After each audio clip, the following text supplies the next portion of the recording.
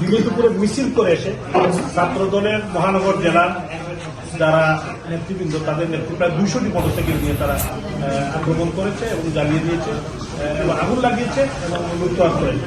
এবং শুধু আমার নয়, আমাদের বাংলাদেশ আওয়ামী লীগের সাংগঠনিক শফিউল আলম চৌধুরীর বাসা, এদিকে রঞ্জিত সরকারের খিলাফগ্রস্ত বাসা, আমাদের মুশফিক জাহিদারের বাসায় হামলা করার চেষ্টা করেছে মহানগর যুবলীগের সেক্রেটারি এবং রুয়েল আহমদ কাউন্সিলর 32 নম্বর। শেখ হাসিনার নেতৃত্বে বিগত 15 বছর যে আওয়ামী লীগ ক্ষমতায় ছিল, আমরা একটি বাড়িতেও কেউ বলতে পারবে না কেউ বিরুদ্ধে হামলা হয়েছে।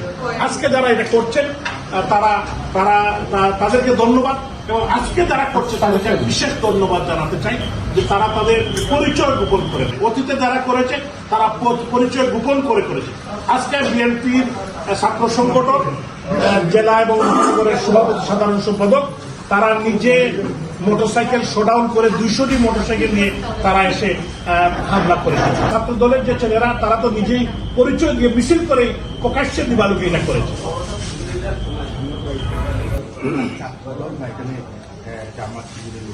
না, এরা অন্য কোন জামাত শিবির বা অন্য কোন রাজনৈতিক দলের ছিল, সমস্ত লুট হয়েছে। মানে প্রকাশ্যে বিকাল 5:30টায় ডাকাতি হয়েছে এটা বলতে পারেন। আর আমি জানি না যে অতীতে কবে মালিক সাহেবের বাসায় মানে হামলা হয়েছে। তো আমি যেটা বলতে পারি যে আমাদের বিগত 16 বছরে আমি যখন দায়িত্বে ছিলাম তখন কোনোদিন বিভিন্ন রাজনৈতিক দলে বিভিন্ন রাজনৈতিক মামলা হয়েছে, কিন্তু আওয়ামী লীগের কোন নেতা বাদী হয়ে কারো কোনো মামলা হয় নাই। কিন্তু এই মুহূর্তে শতস্থ মামলা হয়েছে যারা বিএনপি নেতা কর্মীরা যেগুলো ভিক্ষা। আবার আপনি কি আন্দাজ করবেন? তারা বলেছেন যে ছাত্রলীগ, বাংলাদেশ ছাত্রলীগের ইদানিং কয়েকটি মিছিল হয়েছে সিলেট শহরে, মহানগর জেলা, এই কারণে আজকে সকালে একটি মিছিল হয়েছিল, এই কারণে নাকি তারা হামলা করেছে। ছাত্রলীগ কেন সিলেট শহরে মিছিল দিল, এই কারণেই তারা আজকে আওয়ামী লীগের নেতৃবৃন্দের বাড়ি জ্বালিয়ে দেওয়া হামলা করে। না, এখনো মামলা আমি দায়িত্ব নেই, কিন্তু মামলা অবশ্যই আমি দিই। তো মামলা পুলিশ কমিশনারের কাছে কথা হয়েছিল, আমার বড় ভাই কথা বলেছেন, পুলিশ কমিশনার বলছে যে উনি নিজেও অসহায়। যেটা হচ্ছে মালিক সাহেবের বাড়িতে হামলা হয়েছিল, মোটামুটি আমরা বেড়েছি, তো ওইটার ইস্যু আর আপনাদের এই ইস্যুটাকে আপনি কতটুকু সেম দেখেন? তখন আপনাদের প্রধানমন্ত্রীকে নিয়ে কটূক্তি বা হাই কমিশনার বিষয়গুলো একটা মেজর বিষয় ছিল, আর এখনকার যে বিষয়টা এই বিষয়ের সাথে আপনি কি পার্থক্য দেখেন? এটা তো কোন দিন কি হয়েছে সেটা আর আমরা জানি না। এখন তো বিষয়টা হলো যে আপনারা কি বলতেছেন আমি জানি না। বর্তমান সিচুয়েশন আর আগের সিচুয়েশন তো ডিফারেন্ট। এখন আগে কার বাসায় এখন হামলা হয়েছে, বাড়িতে কি হামলা হয়েছে, এটা তো আমার জানার বিষয় না ব্যক্তিগতভাবে। এবং আমাদের যে আরো তিনজন আগুন জ্বালো, আগুন জ্বালো একসাথে,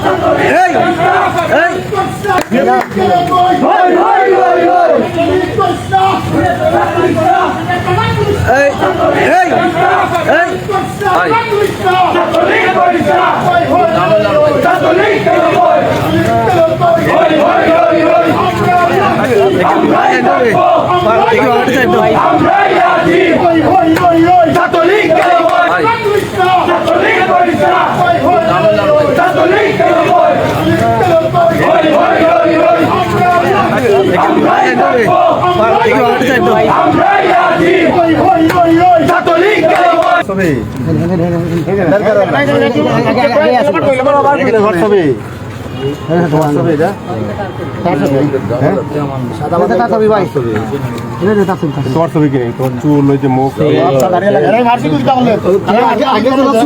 ভাই ভাই শুনেন, এই মিছিল গেছে ভাই, দেখেন আপনাকে ছবিতে শিকার করছে, ভিডিও আছে, ভিডিও আছে শিকার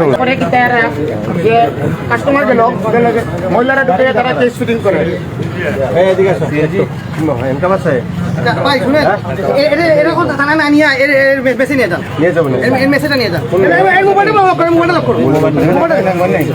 মোবাইলটা নিয়ে গেছে তোমার মোবাইল আচ্ছা আর মোবাইলটাকে দাও তো তাল্লাশি দিরাম এখানে কি বল দইরা মোবাইল দিরাম এখানে মানুষ 100 মানুষ ফাটাইরাম মোবাইল দইরাম চেক করি আমি দইরাম মোবাইল আর মেসেজ হলে ভাই আরো ইনফরমেশন পাওয়া যাবে তারা মোবাইল বাইলে আছে না মেসেজ মেসেজ রইছে রইছে মোবাইল রইছে না মোবাইল না রইছে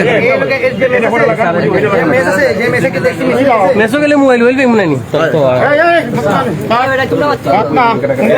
बहुत कठिन तर बसार के नाम करके ले रहा कितने कैसे करेंगे बहुत हमारे आता है भैया दिनेश मैसेज तो दे दिए ये जो बोले कुछ मत करते ना जो হোটেল দা পুনর্বাসন ছাত্র লেগে পুনর্বাসন হোটেল হোটেল দা পুনর্বাসন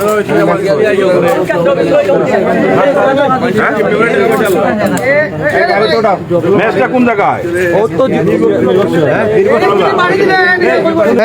है सब चला था जी ना তার মেসো আছিল এরা মেসো থাকে তার মেসো থাকে সকালে 3-4 জন গেছে মিছিল রেকর্ড করা আছে তারা জন্মদিন চলে গেছে রেকর্ড আছে এর মেসেজ দিয়ে দিতে তো মানুষ গেছে মেসেজ এদের যন্ত্রণা অতিষ্ঠ চলো চলো